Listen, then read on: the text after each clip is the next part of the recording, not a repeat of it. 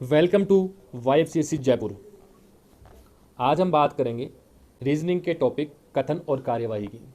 कथन और कार्यवाही में हमें एक समस्या दी गई होती है कथन के अंदर, जिसका समाधान 2 या 3 कार्यवाहियों के द्वारा वो करवाता है।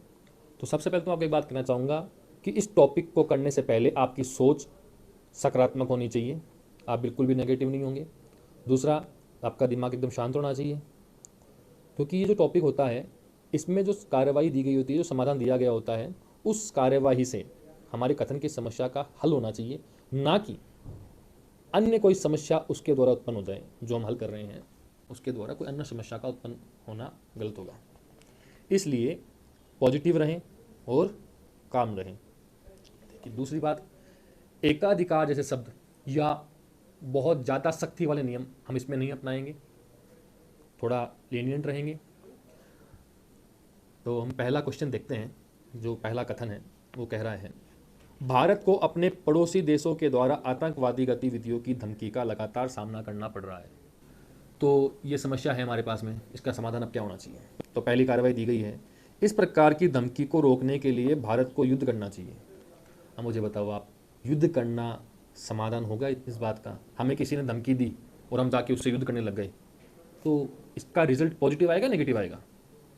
युद्ध समाधान नहीं होगा, बल्कि युद्ध होने से हमारे देश में भी बहुत सारी अन्य समस्याएं भी पैदा हो जाएगी, क्योंकि युद्ध कभी भी दो सेनाओं के बीच में नहीं होता है। उसके अंदर देश में और भी बहुत सारे प्रभाव पड़ते हैं, इकोनॉमी पे भी पड़ता है, जनता पे भी पड़ता है। इसलिए युद्ध विकल्प नहीं हो सकता, इसलिए पहली कार्रवाई कभी भी नहीं करेंगे। दूसरी कार्रवाई पढ़ते हैं, भारत को अपने पड़ोसियों से सीमा पर तनाव को कम करने के लिए गहन वार्तालाप करनी चाहिए। हाँ, ये एक मुद्दा फिर भी समझ में आता है कि भाई जो तनाव है, जो आतंकवादी गतिविधियाँ मिल रही है, जो धमकियाँ मिल रही है, उसके लिए हम बैठ के सामने वाले देश से बात करें कि भाई ऐसा क्यों हो रहा है या किस वजह से हो रहा है। तो वार्तालाप करने से हो सकता है कोई ना कोई सोल्यूशन निकल आए उस चीज़ का और वो प्रॉब्लम खत्म हो जाए। सेकंड वाली कार्यवाही इसके लिए फिर भी सहमत हम ये हो सकती है। तो इस तरह से आपको पॉजिटिव रहते हुए इसका आंसर देना है। तो चलिए अब देखते हैं दूसरी वाली में क्या चाहते हैं अपने से। आइए, दूसरी कथन है दूसरा, शहर के पानी की आपूर्ति करने वाली झील का स्तर काफ़ी नीचे पहुंच चुका है। तो शहर में जो पानी आ रहा है जिस झील से, उसका जो लेवल है वो काफ़ी कम हो गया है। तो अब क्या करना चाहिए, इसके लिए कुछ कार्यवाही दी गई है। पहली कार्यवाही है कि पानी आपूर्ति विभाग को पानी की आपूर्ति में आंशिक कमी करनी चाहिए। बिल्कुल आंशिक कमी करवा रहे हैं, जहाँ तक हमें कोई आपत्ति नहीं होनी चाहिए इसमें, क्योंकि आंशिक कमी हम करेंगे, आज बचत करेंगे तभी तो कल पानी काम में ले सकेंगे। पूर्णतः तो बंद नहीं कर रहे, आंशिक कमी करवा रहे हैं, कोई दिक्कत नहीं, आंशिक कमी हम कर देते हैं इसमें। दूसरी कार्रवाई है, सरकार को पानी की खपत को कम करने के लिए लोगों से अपील करनी चाहिए। बिल्कुल हम देखते हैं टीवी वगैरह में भी ऐड आते हैं, बहुत सारी जगहों पे, पब्लिक प्लेसेस पे स्लोगन भी लिखे होते हैं, सेव वाटर, जल बचाओ जल ही जीवन है। तो इस तरह की अपील जो है वो जनता से सरकार कर रही है कि भाई पानी का बचाव करो। तो बिल्कुल दूसरी कार्यवाही भी जो है वो सकारात्मक है और इस समस्या का समाधान करने वाली है। तो दूसरी कार्यवाही भी सही है। तो पहली और दूसरी दोनों कार्यवाहियाँ इस प्रॉब्लम को कम कर सकती है, सॉल्व कर सकती है। ठीक है, चलो तीसरा देखते हैं। राष्ट्रमंडल खेल के लेखा प्रशाखा में बहुत बड़ी गड़बड़ी का पता लगाया गया। जो राष्ट्रमंडल खेल का आयोजन हुआ था उसमें अकाउंट्स डिपार्टमेंट में गड़बड़ियों का पता चला है। तो क्या कार्रवाई की जानी चाहिए? पहली कार्रवाई है, लेखा की जांच के लिए योग्य ऑडिटरों के दलों की नियुक्ति की जानी चाहिए। बिल्कुल, जो अकाउंट्स डिपार्टमेंट में जांच करनी है तो योग्य ऑडिटर उसके लिए चाहिए होंगे भी जांच करने के लिए। तो उसका योग्य ऑडिटरों की नियुक्ति करो और उनसे जांच करवाओ। बिल्कुल जांच होगी तभी पता चलेगा कि समस्या क्या, कैसे, क्यों उत्पन्न हुई। इसलिए पहली कार्यवाही तो बिल्कुल सही प्रतीत होती है। दूसरी देख लेते हैं, अनियमितता में शामिल सभी अधिकारियों को कारण बताओ नोटिस जारी करना चाहिए। बिल्कुल, वहाँ जो अनियमितताओं में अधिकारी थे उनसे पूछा जाना चाहिए कि भी ऐसी गड़बड़ी क्यों हुई।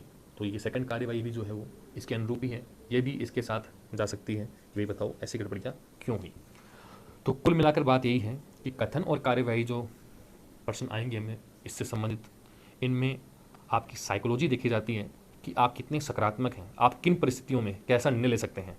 आपकी जो सोच है वो सकारात्मक होनी चाहिए, परिस्थितियों को बहुत ही अच्छे तरीके से हैंडल कर सके, संभाल सके, ऐसी आपकी सोच होनी चाहिए।